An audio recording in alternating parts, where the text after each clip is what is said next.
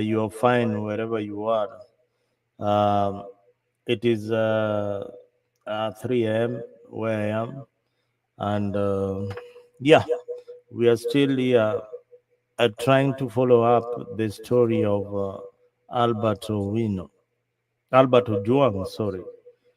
And with me in the studio is none other than Leo Nyabaya.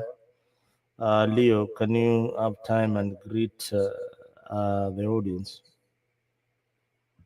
All right, thank you, Mzalendo. Of course, a very good morning from the eastern parts of Africa.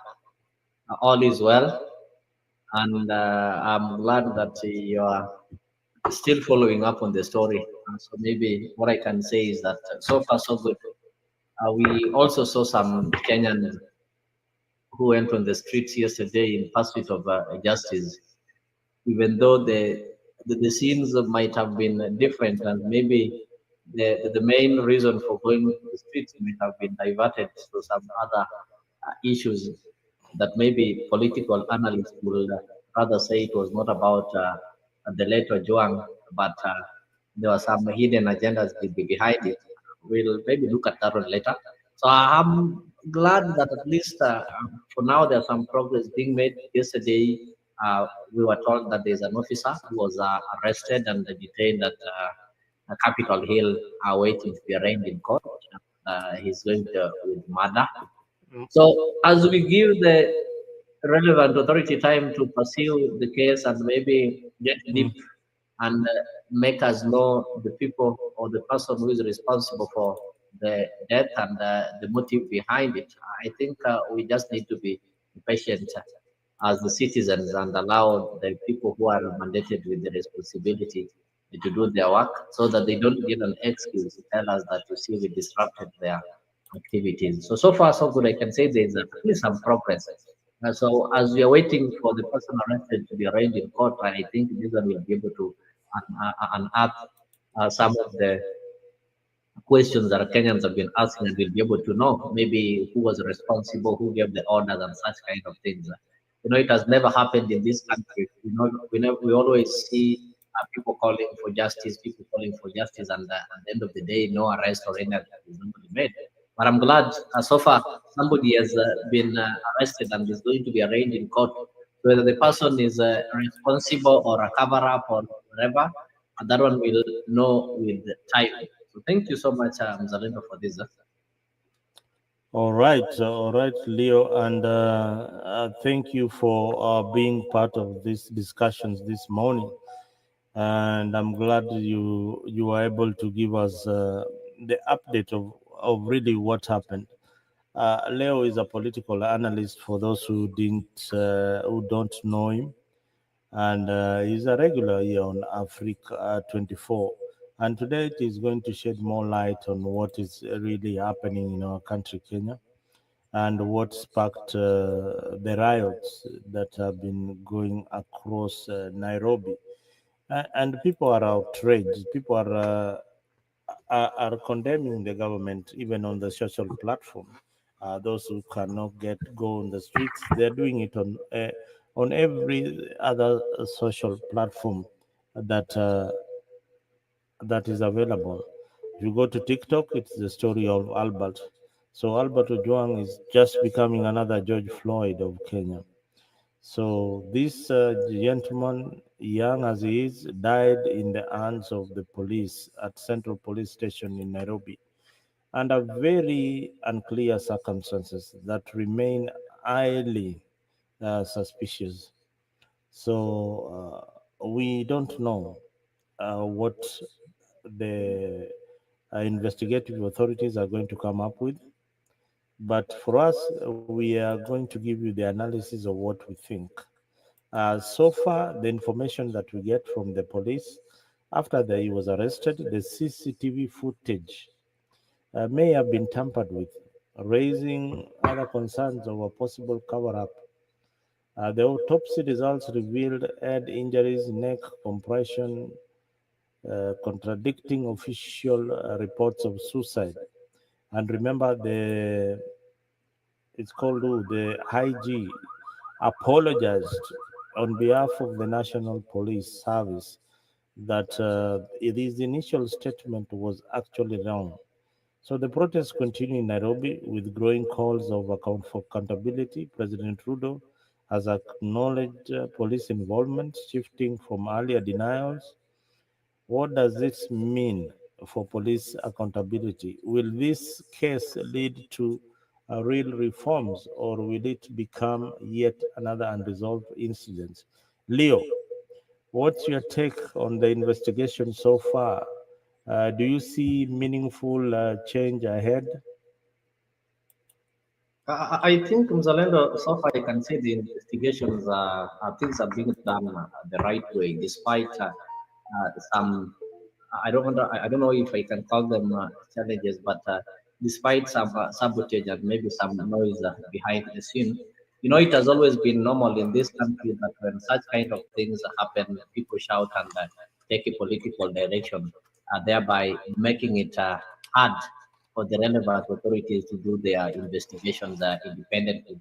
Because at the moment something happens and people have got some specific targets, so they force the relevant authorities to divert from the real issues and do a professional investigation that will bring to the book the culprits. Instead, the police officers or maybe the investigative officers also succumb to the public pressure and the court of public opinion, and instead of pursuing the right direction, they now divert and start pursuing the political direction that they've been shown.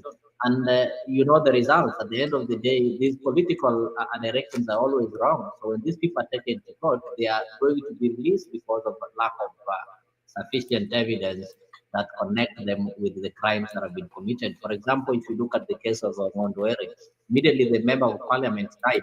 We saw politicians from Homa Bay taking center stage in trying to guide the criminal investigation the department on who they think is responsible for the killing. And most of these people who are mentioned, you'll find that they're just a political opponent. So people are just mentioning them just to settle some political scores. We saw people, senior politicians, being arrested and people taken to the police cells only for them to be dropped. Yesterday, three of them were again released off the hook with the magistrates claiming that the prosecutors did not provide enough or sufficient evidence linking them with the crimes. So at the end of the day, the police would have been given time to do their independent investigations. They would have gone for the right people. I want you to look at what has happened with the Ojwang things. Yes, the person who complained was the DIG. But now when you see everybody is calling for the arrest of no, not an arrest and maybe telling the DIG to resign and such kind of things.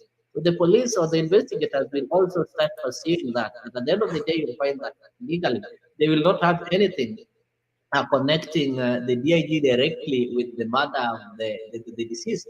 But if the police are given time, like already they've arrested somebody, maybe somebody was directly involved, that is when this person was directly involved will now lead us or will now connect us with the person that they're targeting. But if you go to the person that the politicians are targeting, is the one you are arraigned in court and you're not able to connect that person directly.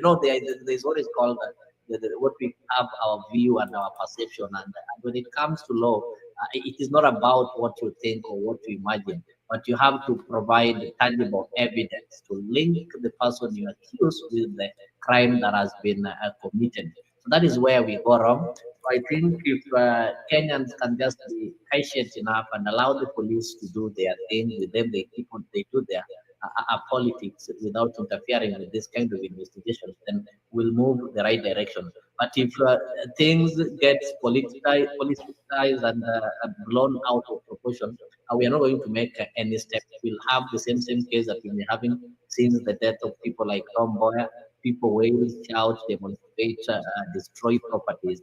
Then at the end of the day, they forget and they get back. So they'll keep on referring to the archives that you see this one happened, and on filing the cases. So my prayer is that the political noisemakers will have to step aside and allow the security agencies to do their thing. And all these calls of resign, and such kind of things, they're not making sense. If you saw the demonstrations, you already said that there were demonstrations across the platforms yesterday. It is so evident that the demonstrations are now turning. Something that started as seeking justice for Ojwang is now turning out to re-election of the June 25th, and the people who are demonstrating, they are now talking of the streets are calling, and they now want to use it as a pre-planning as they plan for chaos in June 2025 in what they call memory, a memorial of the people who lost their lives in the uncertain scene that we witnessed in last year when the country almost went to the Sudan or the South Sudan or the Somali direction. So these people want now to take advantage of a noble thing, a noble demonstration looking for justice. They now want to take it for their own benefit and now change it or metamorphosize it into something that they've been having in mind. We know there are people even petitioned the parliament that they want June 25th to be commemorated and celebrated.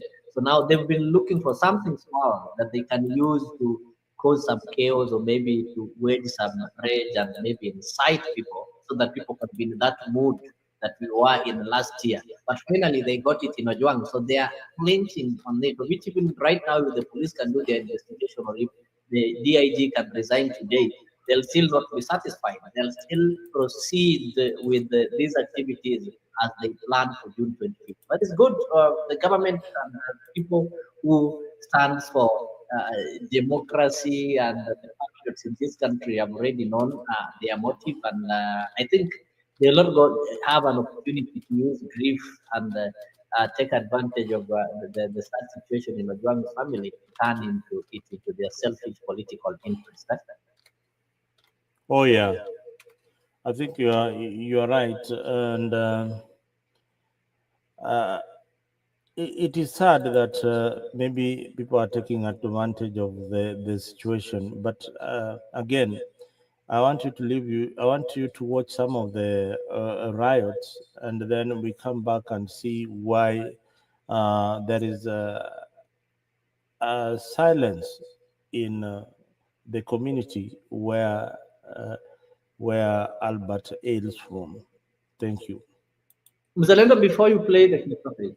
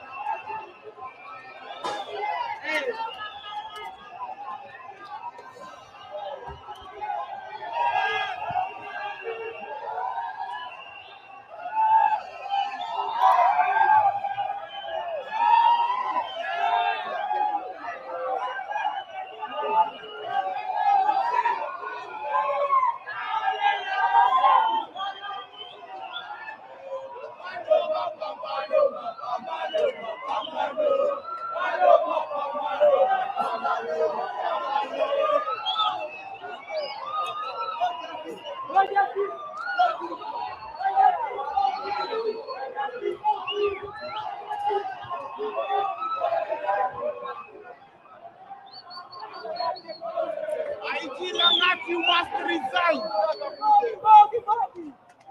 They must resign.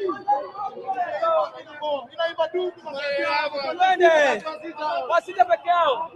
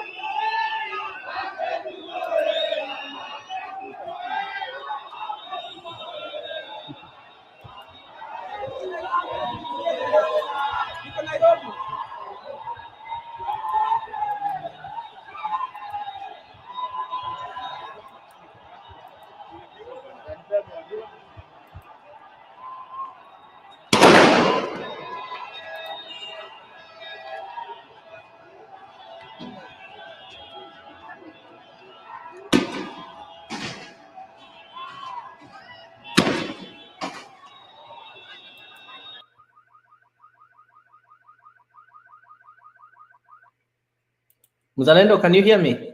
Yeah, I can hear you loud and clear now. I just want to get clear. There is some sentiment that you made before you played the video, and I just want to go and record that. First of all, I want to make you. I know No, maybe you are not aware of this. what is it? That the late, What just listen, the late of Juang is a Luo. what clarification do you want to make? That is why I want to just listen. The later Juang, Mm. despite being a Luo, is not a voter in Homa Bay. I think you know that Homa Bay is his home, even his father. These are people who've been living and staying in Kilifi, and that is why they do their politics. And if you're not aware, he is also a friend to the current, the youngest CS Fikirini, and they are not voters in Homa Bay. That is their native land. That is true. I agree with you.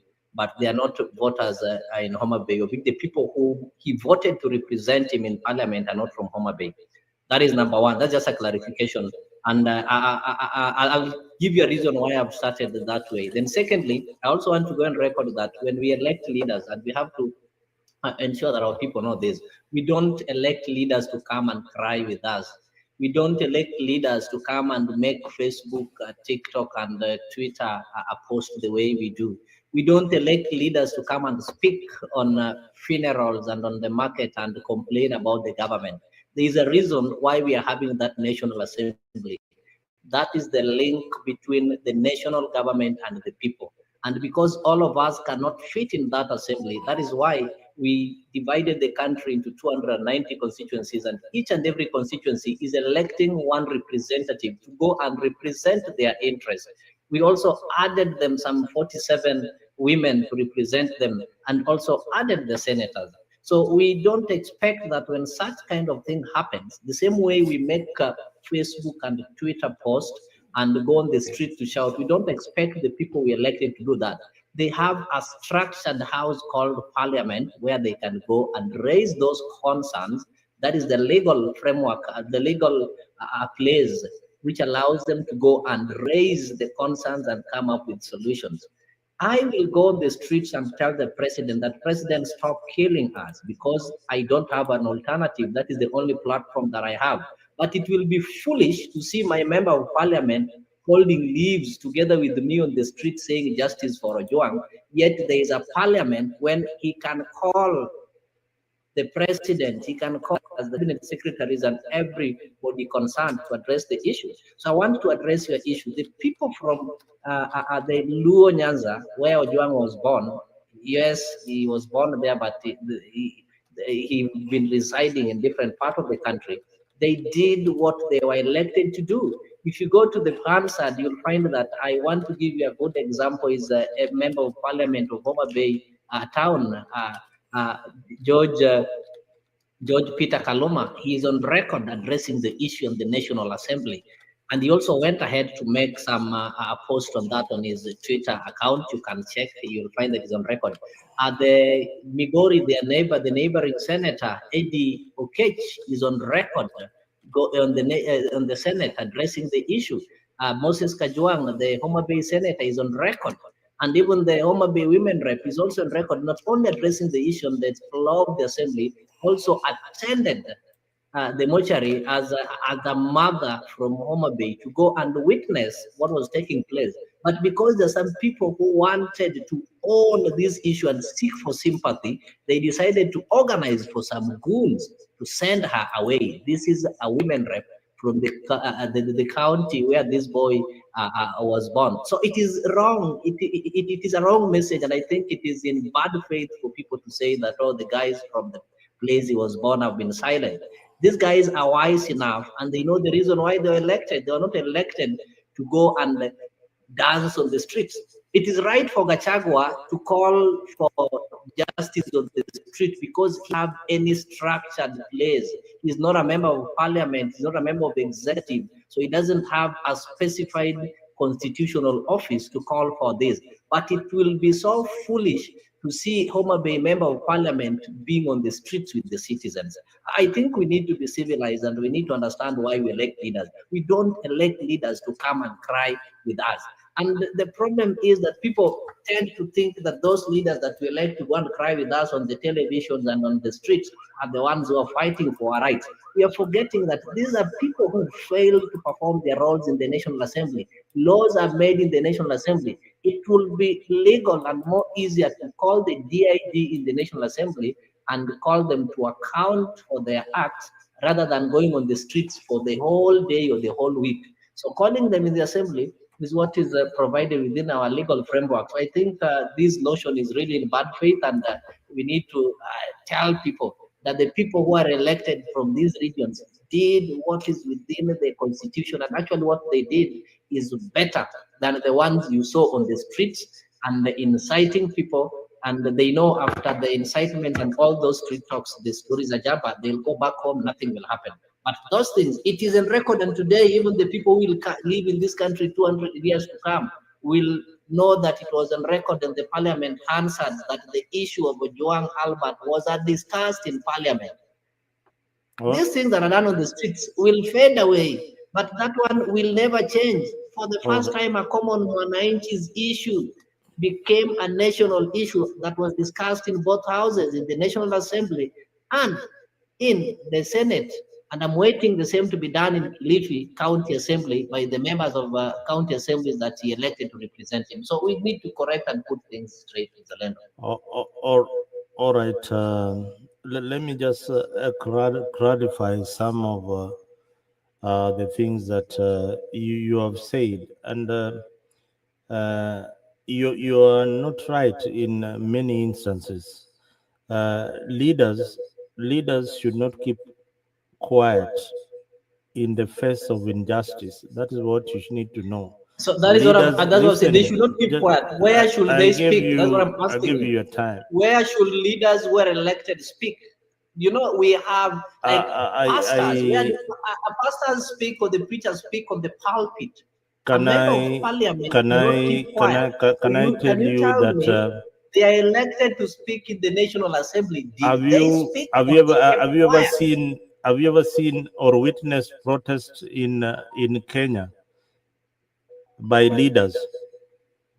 That is, What are you and talking that's what I'm about? saying. That's what they should always know to do. The protest should be done by us who don't have a platform, but the people Are who you have got saying platform. are you saying that Teachers don't because teach you are on not the in the streets teachers right like now? teachers. They don't teach in the bush. They have classrooms. So what has been happening? We should not justify some uncivilized act that has been happening. There is a reason why we elect them and gave them that parliament. Then we should Okay. disband the parliament and allow them to Leo, be operating on the streets. Streets is not for elected please. people, Mzalendo. I want you to Let us start not mislead the condemning people. all the riots that your political party has been doing for the last so many years. Start My now. political party, there are people who can. Somebody like Raila doesn't have a political office, an No, office, so he start can. now He's and allowed to riot condemn on the street. all the leaders who have been demonstrating. Start now and condemn from 1992 I when we were condemn all the agitating. elected leaders who have been demonstrating instead of Do you representing know? us in Do you know why? parliament. Do you know why it is in the constitution? Do you really know that? Do you know I know it why is in the picketing is constitution. part of our constitution? Picketing is in the constitution for people who don't do who are helpless. It is not for the people who are So, supposed to be like. what? If all of us go on the streets, who is going to make these laws? If MPs should not be on the streets, actually, we and all So, should be on the streets. oh my All of God, them, not elected leaders. Leo, These people are I elected. They're want us having to have a platform. decent conversation, yeah. And there are so many people who are listening to you, and you are maybe right. There's somebody who will like what you are saying, but the freedoms that you enjoy today, they came as a result of demonstrations in Kenya. That is what you don't know. I don't know how old you are, but maybe I you know don't that Mzalendo understand have not that condemned demonstrations. these I struggles started with 100% listen to demonstrations. me one minute before you misquote me. I've Mm, not condemned demonstrations. yes. I am for demonstrations 101%. I'm for So, demonstrations. If there's a demonstration, I will go. What I'm saying is mhm. that elected leaders should not demonstrate with us. They should be What demonstrating do you on the mean floor elected? of List? parliament. Who told you that elected leaders should not demonstrate? Which part of law are you Demonstrating with reading? us means they've become helpless. They cannot use the parliament. So we are the ones who should demonstrate with them. They have platforms to raise these issues. So if the elected leaders are also crying with us, really, then why did we elect them? Did we elect them to come and cry with us? Uh, all right, viewers, this is a rather very interesting conversation with Leo this morning. That he believes that elected leaders should stay in parliament, and and um, and debate on issues about extrajudicial killing, and they should not even raise their voice in the social platform to create awareness. This is a new scenario that is I don't know whether it's been brought by your new finding that demonstrations are not okay, but I don't understand where you are coming from with this thought that leaders should be somewhere in parliament waiting to make laws that I don't know which laws you are talking about. This is just justice and it is within the law. So when people are pushing for justice in the streets and leaders are coming out to say, to condemn the actions by the police, that is their responsibility. And that is why we have the media. And that is why we have a parliament and we have a senate to create laws. But picketing, it is part of the constitution. The same leaders have demonstrated before, and the houses were there. And the reason why they were demonstrating is because they could not get justice in those houses. So the law, they go to the people. The people are the custodian of the law. So please try and differentiate what leaders are supposed to do and what the general public, when they are picketing, are supposed to do. It is not offensive or to demonstrate as a leader. It is just showing solidarity. It is showing solidarity with the people. All right, that is what it is all about. It is not what you think. It is not undermining the government. It is showing solidarity. All these leaders, including the president himself, has demonstrated before. And you want Okay, to say Mr. that, oh, Mzalendo, Mr. Ruto, you are Mzalendo, wrong in your just a demonstrations. minute. Hmm? I want to tell you, the moment you see a member of parliament or a senate who is supposed to be going to that senate and debate decisively and convince the senate of the parliament why we need to be secure, is storming out of that senate and now joining you to carry leaves. That one shows that the senate itself has failed as a house because they have the powers. So any leader who deserts the parliament to come and join us who are complaining, why are we on the streets? We are on the streets because they failed. Why were we on the streets last year, June 25th? We were on the streets because the members we elected to go and shut down the finance bill in 2024 failed us in parliament. So now we had to take our constitutional mandate to go and remind them that we gave you mandate to go and shut this thing down, but you did not listen to us. You listened to yourself. So we now have what is called mass action. So demonstration is a show that the few we've given mandate have failed. So it is a confirmation of your failure as an MP if you also join your people to complain with them. We should not be complaining, they should not be complaining with us. They're the ones we've elected to go and give us solution. You've elected your MP, for example, to go and pass some legislative there to ensure that school fees or health care is affordable or is availed. But this person have failed to do it in the National Assembly. Then they come and join and tell you, let us go and demonstrate. Who are you demonstrating to? The government is having three arms: the National Assembly, the executive, and the judiciary. They are part of the National Assembly that makes the policies which are later implemented by the executive. The executive doesn't make these policies. So if the policy makers have failed in making policies, then they now want to join us in complaining about their failure. There is something amiss. Today we have members of parliament who will never even appear there. They only appear there for what is called, they only appear there for the sitting allowances. Then go on with their businesses and come and they come and tell us, beat their chest, people like Suji telling us that hao ni wamejua kutafuta pesa. Not forgetting that we elected them for three main things: legislation, representative, and oversight. So if an MP cannot be able to oversight the spending of the executive, then they come here and start telling us, "Umejua sijui pesa inaibwa." Like I saw some of them foolishly discussing the finance bill, which they've not even read. One example is this one from Mumias Eastern. So he keeps on complaining. This MP is complaining. Why can't you go and raise these issues in parliament and come and tell us that, you see me, I went to parliament and told them to do this and this and this, and I could not be able to convince majority. So idea. But they don't raise anything in parliament. You go to Hansard, the only time they raise their hands in Hansard is when to vote yes and no. Then you want to think that things are okay. So the parliament is what has failed this country. These things that are happening now, it's because the parliament failed us.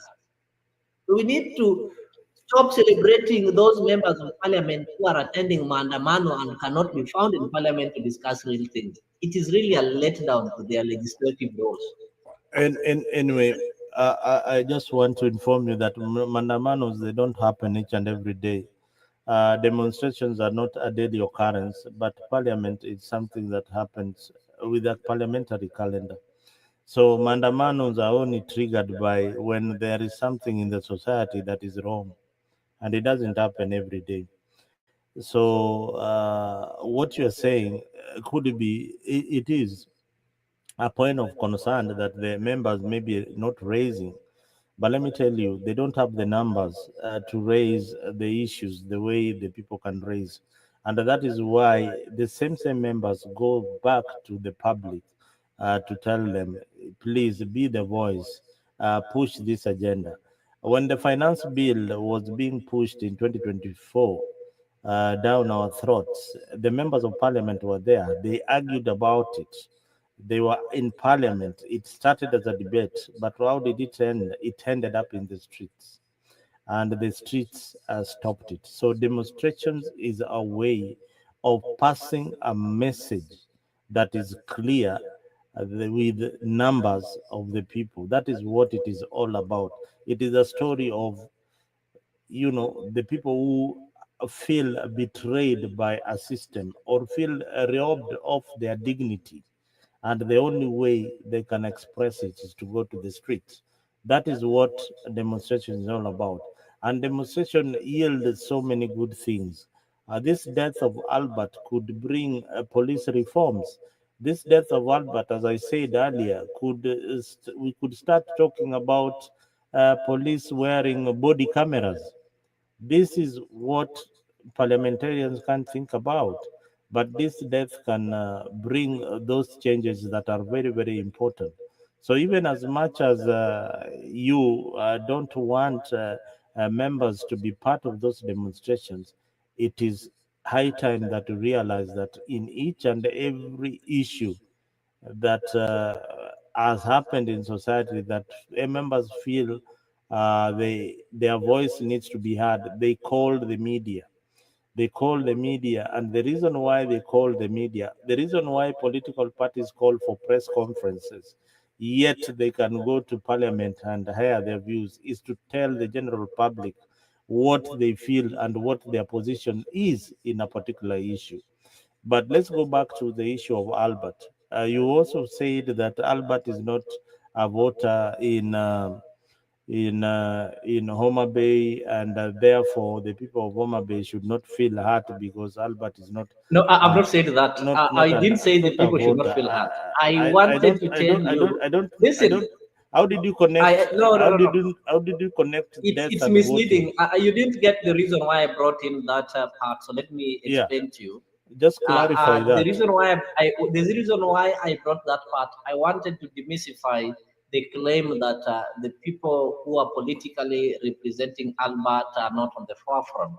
I wanted to tell you that the people from Homa Bay are on the legislators from Homa Bay, of course, they're on forefront in the parliament and in the senate and so.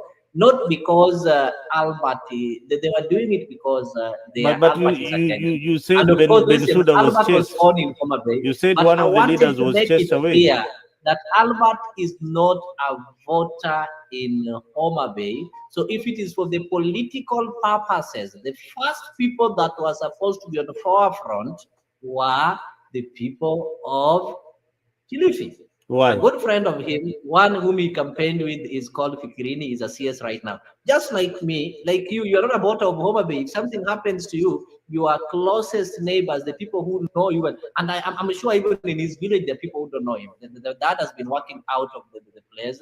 You know, there are some things that we need to get into facts. For example, me, where I come from, I'm not a voter in Siaya, but it is my home place. I discuss matters involving the politics in Siaya as my home place, and at the end of the day, that is the home that I'll have to get back there. But ever since I started voting, I've been voting in Nairobi.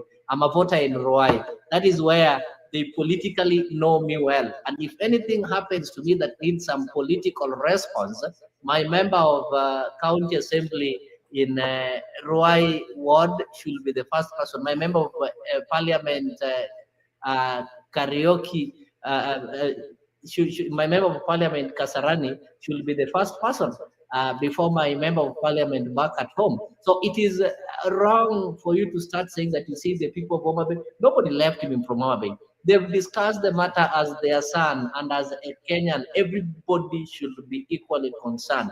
But the people who are close to him in reality are the people he stayed with, the people who knows his political ideologies and such thing, and those are the people of Kilifi. That is where he resided most of his time.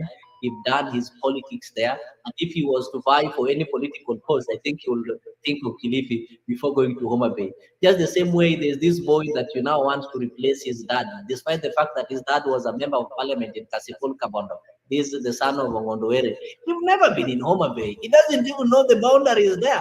So you people just want to import somebody from Meru or from Nairobi, and because his father was a member of parliament, and you now want to make him an MP there. So sometimes you need to be factual and discuss things factually. I think the people of Kasipul Kabonda have heard you loud and clear that they need to think beyond the son of Mondowere.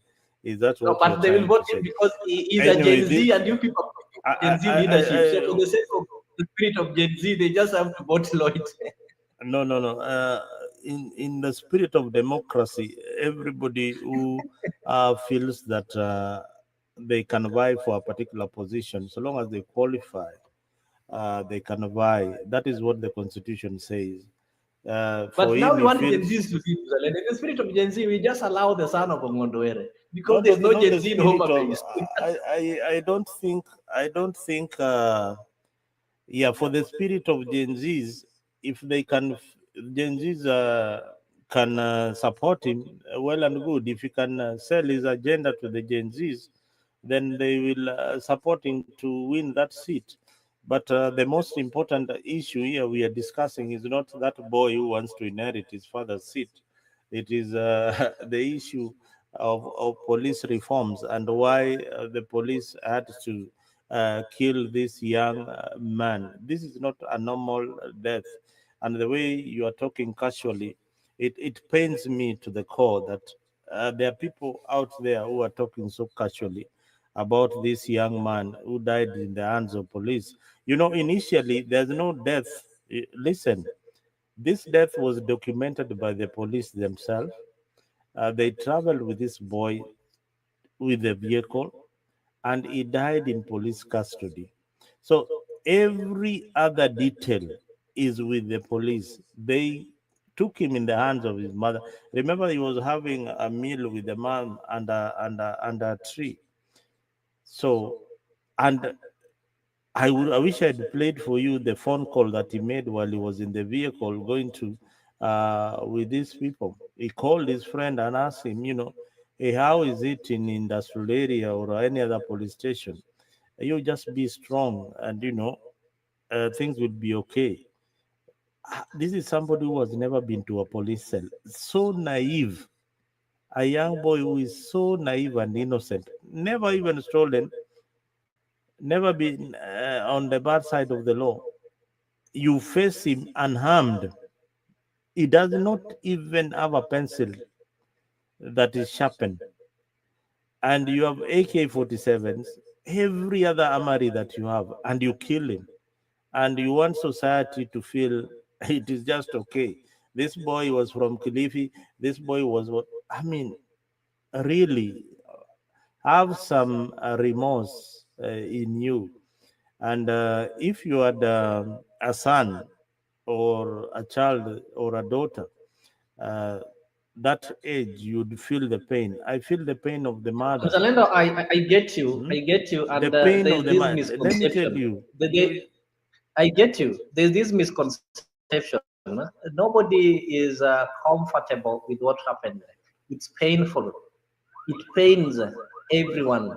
You know, the family, we have the pain that the family is having, despite that this boy was young. This was the only son that that family had. And this is something that should not happen to any family in this country. What happened was so inhuman. And we don't have a law that allows the police to kill suspects, specifically a suspect who is unarmed, who already been arrested and walked through these police stations without causing any trouble. It's really painful. And everybody in the country is pained. I think, including the killers themselves, they feel that pain. But the issue that is here, there is a bigger picture that you people also need to understand. Why would politicians take advantage of such a grief that a family has lost one of their own, but they now want to use this grief? They want to abuse the pain that the family is going through to maximize and score some political goals. They want to assert some political scores using the death of an innocent Kenyan that has been brutally killed, something that should not be happening in the 21st century. Not even during the slavery, that kind of thing would happen.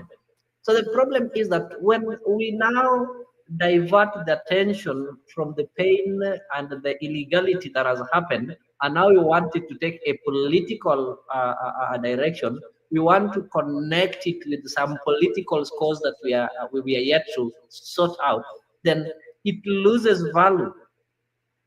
People now stop viewing the pain and the illegality that has happened and now bring it into a political contest between the people opposing the current president and the ones who are pro the current government. And that is what we've seen even from the demonstrations themselves. The Kenyans who went to demonstrate specifically sharing the pain that Ojwang is feeling, but there are Kenyans who went to demonstrate with an aim of escalating these demonstrations to give birth to a bigger demonstration and revenge and complete the business that they had in last year's June demonstration that was never finalized.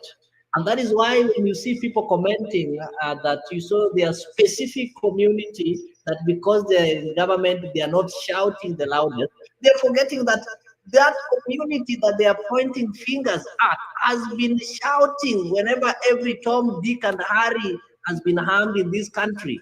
They've always been silent. In the last regime, we saw so many people being killed, and for sure, the Luo community, no community in this country have condemned the extrajudicial killings more than the Luo community, the community I come from. So coming out to say that because they're now in broad-based government, they are now silent, you want to cry more than the bereaved, is raising some eyebrows and making us think otherwise. That could it be that you had and hand this so that you can be able to maybe create some animosity within? So we have to be careful on how things are happening. When you're having a funeral and somebody is bereaving more than you need to have so many questions lingering in your head. You don't just take it normal. You are the one who's been bereaved, and somebody who's not been bereaved is the one who is wailing more than you. You have to think twice. You have to have some dots that you need to complete. It's a sad situation. What happens? It's really sad. But we don't need to like divert the attention and now make it a two-term and a one-term and must resign and that kind of things. That is where we go wrong, and that is where we are losing it. And that is where now even the mournings and the sympathies and the empathies are now losing value. So we need to be sober enough and seek for justice for Ojwang and stop seeking for political power. That is what is happening now. All right, let's see what the IG had to say. Then we come back to you. Speaker, sir. Once again, thank you very much. As I said from the beginning, I'm here courtesy of the invite to this house so that I can be able to address on these grave matters that have actually captured the attention of our country.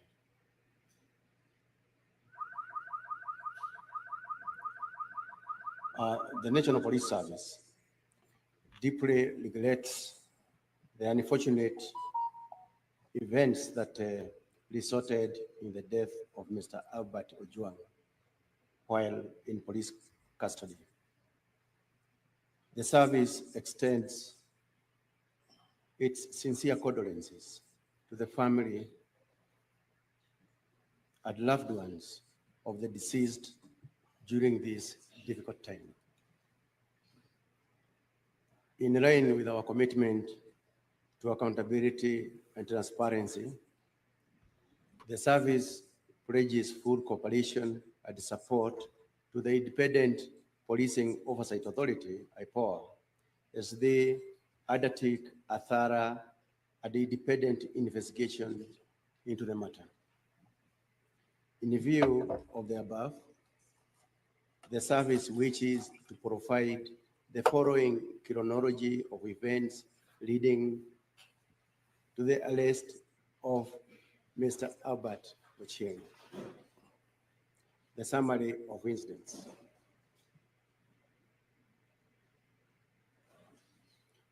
On 4th June 2025, the Director of Criminal Investigations, DCI, received a formal complaint from Mr. Eliud Langat, the Deputy Inspector General in charge of the Kenya Police Service.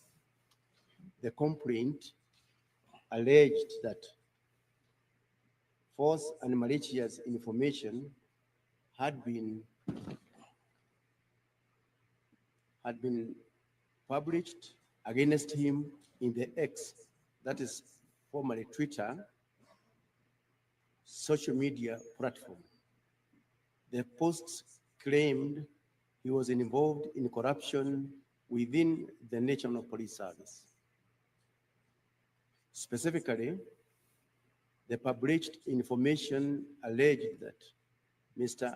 Eliud Langat had strategically placed his most trusted officers in charge of Directorate of Criminal Investigations, DCI,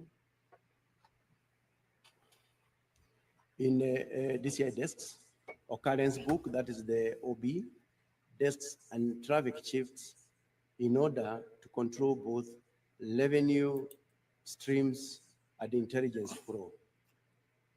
Additionally, another post depicted him alongside Mr. Joseph Chirchir, who is a senior officer stationed in Nairobi Area Command, under the caption, EACC investigating top cop after purchase of $2.6 million home in Dubai, accompanied by the DIG's photograph under the phrase, Eliud Langat Mafia Police. These claims were found to be defamatory and unsubstantiated and of significant public concern, thereby necessitating immediate investigations under the Computer Misuse and Cybercrime Act number 5 of 2018. The Director DCI immediately assigned the case to the cybercrime investigation officers, composed of Corporal Abdurrahman Hussein, Police Constable Dennis Kanyoni, Police Constable Samuel Kamau, and the Police Constable Milton Mwansi. The same day, Mr. Hilary Mutai, Senior Superintendent of Police, who is the officer in charge Serious Crimes Unit, domiciled at the DCI, and the Police Constable Milton Mwansi visited Vigilance House, that is the police headquarters, to record the complainant's statement. To verify the claims, the investigating team wrote a letter to the Ethics and Anti-Corruption Commission, the EACC, to confirm whether Mr. Eliud Langat was under any investigation. Similarly, a request was made to the Communications Authority of Kenya, CAK, in writing to provide registrations, details, and preserve posts associated with the X account handle at Pixel Pioneerai, account name Pixel Pioneer. On 4th June 2025, CAK responded confirming that the handle was active and had 13.4 thousand 400 followers. On 5th June 2025, the EACC responded in writing confirming that Mr. Eliud Langat was not under investigation by the Commission. On the same day, the investigating team requested additional information from the CAK regarding another X account handle at Kevin Muisicheles, account name Kevin Muicheles. The CAK responded with the registered details at the relevant posts of the account. Following the evidence analysis, the investigating team concluded that, number one, the EACC had not initiated any investigations against Mr. Eliud Langat, contrary to the social media claims. Number two, CAK reports linked the post directly to the identified suspects. Number three, there existed a prima facie case warranting the arrest of the individuals responsible for the false publication, contrary to Section 22, subsection 1 of the Computer Misuse and Cybercrimes Act number 5 of 2018. On 5th June 2025, the investigating team traveled to Kisii County and reported to Kenyanya Police Station and booked themselves at OB number 23/05/06/2025 at 12:55 hours. They were assisted by Police Constable Fannis, who was nominated by the Sub-County Criminal Investigations Officer to accompany the team. They arrested Kevin Moide at his homestead. He was booked at Kenyanya Police Station, file OB number 25/05/06 of 2025, and later transferred to DCI headquarters, file occurrence book number 25/05/06 of 2025.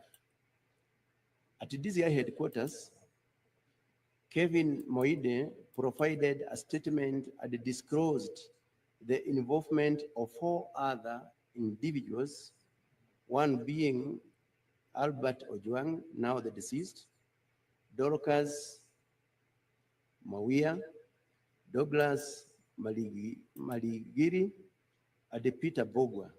He also chaired their respective X-account handles. The team's analysis of Albert Ojwang's X-account revealed that he had posted similar defamatory content, and consequently, on 7th June 2025, the investigation team traveled to Homa Bay County and reported to Mawego Police Station. They were provided with 3 officers from the station by the officer commanding the station, the local OCS, to accompany them, and subsequently, Albert Ojwang was arrested at the booked file OB number 09/07/06/2025. His departure for Nairobi was recorded by the OB number 11/07/06/2025 in the same police station. The team made a stop at Narok Town for refreshments, during which the suspect requested water, a bottle of soda, and a biscuit. They arrived at Central Police Station in Nairobi at approximately 21:17 hours. At 21:24 hours, Mr. Albert Ojwang contacted his wife via mobile number 0758 081612 to inform her of his safe arrival. Chief Inspector Taram, the officer commanding the station, that is Central Police Station, was contacted via mobile number 0722 919 880 and authorized the booking. At PC Mohammed Rashid, Hero Abdullahi booked the suspect into the cells after confirming his normal physical and mental state by the OB number 136/07/6/2025 at 21:35 hours. In the early morning of 8th June 2025, it was reported by the officers manning the report office desk at Central Police Station in Nairobi that they found Mr. Albert Ojwang unconscious at the cells during a routine visit. He was rushed to Bagathi Hostel, booked by OB number 09/08/06/2025 at 01:39 hours. Unfortunately, he was declared dead upon arrival. In light of the death in custody, the Independent Policing Oversight Authority, IPOA, was notified immediately to conduct a thorough safeguard accountability. The following actions were undertaken by the Inspector General. Well, Number one, the interdiction of the officer commanding the Central Police Station, interdiction of the duty officer on duty in the night of the incident, the interdict. yes, Leo. I think this guy is the one of the most boring speakers I've ever met. Hmm? This guy is so boring. Why is he so boring?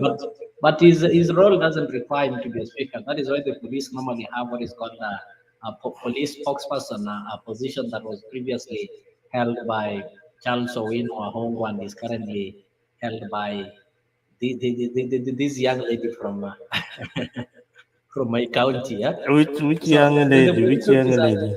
I think from the precedence that was set, and we need to change that because initially it was believed that those people who poorly performed in the academics are the ones who are selected for the roles of police. But that one has been changing.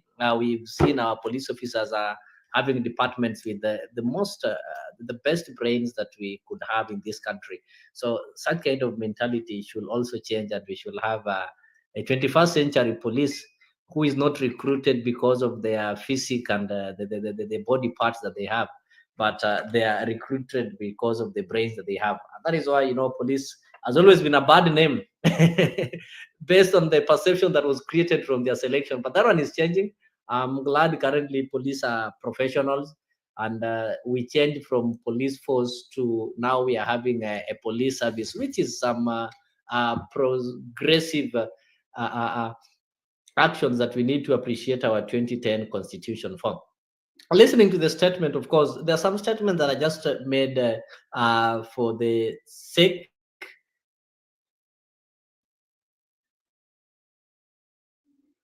to fulfill.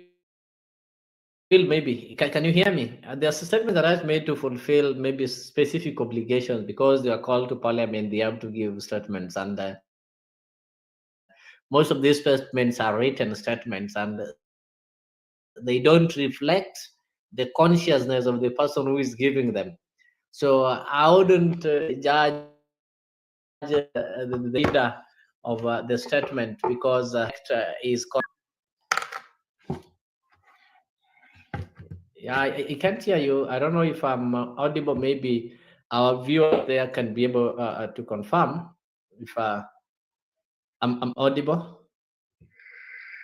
I think this guy is the one of the most boring speakers I have ever met. Leo.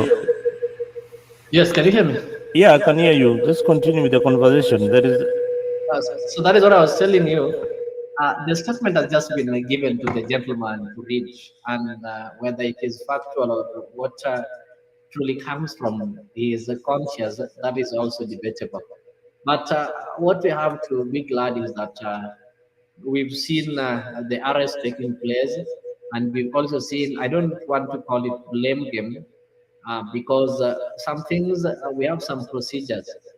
The OCS in charge of Central Police should be uh, not only investigated, but he should be presented to court to tell us what you know, because it is either he also neglected his duties. We are not saying that he was responsible for the killing, but it might be also that he also neglected his duties, because as an OCS, you're the one who is in charge of your station, and when a convict has been brought, you need to interrogate. I know sometimes it happened when I told you I'm speaking as a former street dweller. These games of the streets and demonstrations, I was part of them until I had some change of thought. So at some point, you'll find that you've been arrested in Buruburu, and they want to take you to a place called Siwe. Siwe is in Kayole, those sides of Kayole, one of the coldest cells. So whenever you'll arrive there, the OCS there will do some interview, because it is a handing over. The police officers who arrested you are taking you to the cells, and they are not officers in that specific station. So the people receiving you will put you in a certain corner and ask you some questions to know the experience that you had on your way as you are coming to their cell. So why are they doing this? They are doing this to ensure that they are out of blame in case of anything happens to you. They know where to follow up, because we know, and if you engage any police officer, they'll tell you that one of the things that they would not want to happen to them is, number one, mabusu kupotea cell, and number two, somebody to lose life in cell. I've been in a cell where there's somebody who was brought, and this person was beaten. I think it was by mob justice. And after booking the person, what the police officers did, they had to rush him to Mama Lucy Hospital for treatment, simply because they did not want. Immediately this person dies in cell, they take the responsibility. So that officer, the central police officer office, would have also should also be able to tell us what was the condition of this guy when he was brought in the police. Did you receive somebody who been tortured and was just being brought to die, or did you receive a dead body? And we don't need to. That is why the central police station OCS should be taken to court, and he tells us what you know. So from that, we are going to know the truth. I believe that for this, we have to know the truth, and this one will be the end of these extrajudicial killings, and at least it might also bring some reforms in our police and responsibility, because the actions that are going to be taken is going to even sound a warning to other police officers who've been misusing power or who've been accepting to be used. So next time some powers from above tells you to do something, you'll have to question, because at the end of the day, you are going to take a personal responsibility. So I'm really, really, really sure that what is going to preside this death is going to be a wake-up call to the disciplined forces, and they learn to take responsibilities. Number two, they are also going to learn that apart from being police officers, they are also human. They are parents, their brothers, their husbands, and their sisters. And whatever they do, they should do it considering that they are also humans. And also to the powers above, they're also going to learn that it reaches a point whereby if you misuse your juniors, they are also going to be fed up, and after taking personal responsibility, they'll have to maybe unmask you.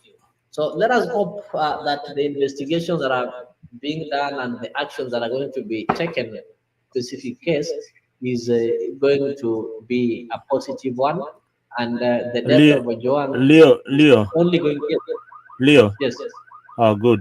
yes. I wanted to find out whether that echo has gone. I think it's gone now. There was some echo that was coming from my end. It's gone.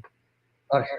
So this death is going to be it's going to like move this country to a different trajectory, and people will not only remember the grief that the family is going through and maybe would have gone through, but they'll also be able to remember the reforms. If you look at the history of US, you know what happened at the Rosa or whatever, at the bus incidences and the incidences when the black students were not allowed to meet. So you know some of the transformations that they and how they shaped the US history. So this is one of such kind of stories that will always be referred to have brought the police reforms. Actually, if maybe they were waiting for an Ojwang to die for the police reforms to take place, this is the right time, and moving forward, it has to take place. Anyway, I like the way you are saying they were waiting for an Ojwang to die so that there could be police reforms. But It's sad that it's just said to be Ojwang. That is what pains me most. That it's just said to be Ojwang, and these has always been the trend in this country. When you look at the reforms, the blood that has been watering these reforms, and the blood that has been watering the quest for freedom and the space that we enjoy, this blood has always been flowing from or towards one direction in this country. So it's so sad that again it had to be Ojwang. It's so unfortunate. but these young people, even as we wind up that particular topic, I want you to touch a bit later, just to wind up and to close this topic of Juang for today. Um, we maybe this morning there'll be some more updates on the police findings. We want to see some arrests being made, by the police. This is a case where the police are investigating themselves.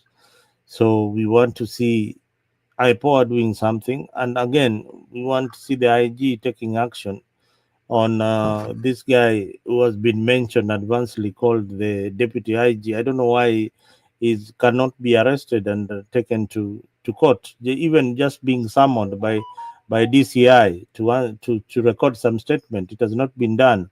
That is what normally happens. DCI would be summoning somebody. If he was not politically correct, Mr. Leo, you and I know very well that he would have been summoned and he would have been at the DCI office. But Zalendo, fortunately, yeah. I have maybe it's just an opinion. I'm not a security expert, but based on precedence. If you start by arresting the big fish, what normally happens is their statement that they are going to give will not only be final, but will also be intimidating will also be intimidating the small fish from speaking the truth. But I, if you want to know the truth, go to the person, that small fish, and ensure they give you everything. So that when you now go to the main culprit, already you have the evidence. So the police, I'm not an expert, but I think the why would you investigating authority. arrest people who are not involved? Why would you arrest people who are not So you arrest. involved? That's why when you arrest him, Listen, you arrest the person who listen. is directly involved. Yes. In this case, there is somebody called a complainant. All right, Yes. there's a Yep. complainant. The complainant has to record a statement by at a police station. The complainant has to be investigated if indeed he was the one who was issuing threats to this particular individual. That is normal justice procedure. Whatever you are No, saying listen, is Mr. not a, Lendo. a Right procedure. now, what we are dealing with is not the complaint. That is a different phase We are of a dealing with complaint. we are not What even we are dealing we with are is the dealing with the murder. you, So you in see the this. murder, the person, listen, in murder here, we have to arrest the Okay, who is the people first who suspect? are Who is the directly. first suspect? Forget about the suspect. When you go to the scene of crime, I cannot leave the person who shot this person dead and start looking for the person who sent him. You get to that person first. The person was directly, who can be directly linked. Look at the case of, I I wish I think I'm was gonna, look at the anyway case that of Were. Look at the case of Were. Why are these cases being dropped? Because they started by going for the people they perceived have sent people to kill Were and left the ones who would be directly linked. Yes, the complainant has got a lot of questions to answer. And of course, when the right time comes, I think the case should not be or will not be closed without him responding because all these things will go direct to him. But before that, I think the officers, that is just my thought. I don't know the procedure. I think the officers are trying to gather all the information from the people who are directly involved in transporting him, killing him. Then from that, these arrows will finally point to him, and they'll now tell him that finally we have gathered all the evidence and everything is pointing to you. So let the law take its course, and they can now go and prosecute him. It is a fact that if I threaten you today and the next day we find you dead, I'm a suspect. But if we know the people who killed you, we'll start by arresting those people and try to connect that killing with the threatener. That is when the case will be tied. I'm not saying that actually the guy is the main suspect in this case, actually. And at the end of the day, you're going to find that all these arrows are going to point at him. And also, there's a procedure. We know there's a procedure of removing somebody from the office. So I think the government is also trying to be, he's also have got his rights. You know that the thing that is destroying this country of ours is this too much rights that even today in Zalendo you do something and because you also have got even the person who killed, found on the scene killing, also have got a right to life. Just imagine. We find you killing another person, and you also have got a right to life and such kind of thing. So that is the problem that we're having.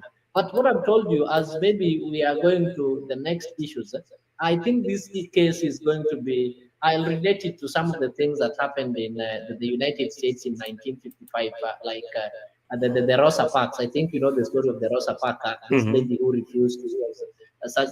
Those are the things that led to democracy that you people enjoy in the US currently.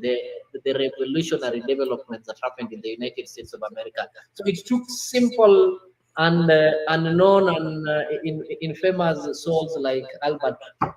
Nobody knew that the case of Albert will attract not only the national coverage but international attention that it has happened. I think the people who arrested him did not even know that even the area chief will be aware. They thought it would just be simple disappearances that have been Now, happening in this country. now let me But turned out for to be the a sake bigger thing, yeah. for the sake of our viewers, because I can see you can mislead them so much in what you are saying. You are talking like a politician. For the sake of our viewers, this is the procedure of arrest in Kenya according to the Constitution of Kenya, not according to what Leo is saying here. Uh, the criminal procedure code. There is a criminal procedure code in Kenya, and the procedure is simple, very simple. a warrant of arrest is issued by a court of law,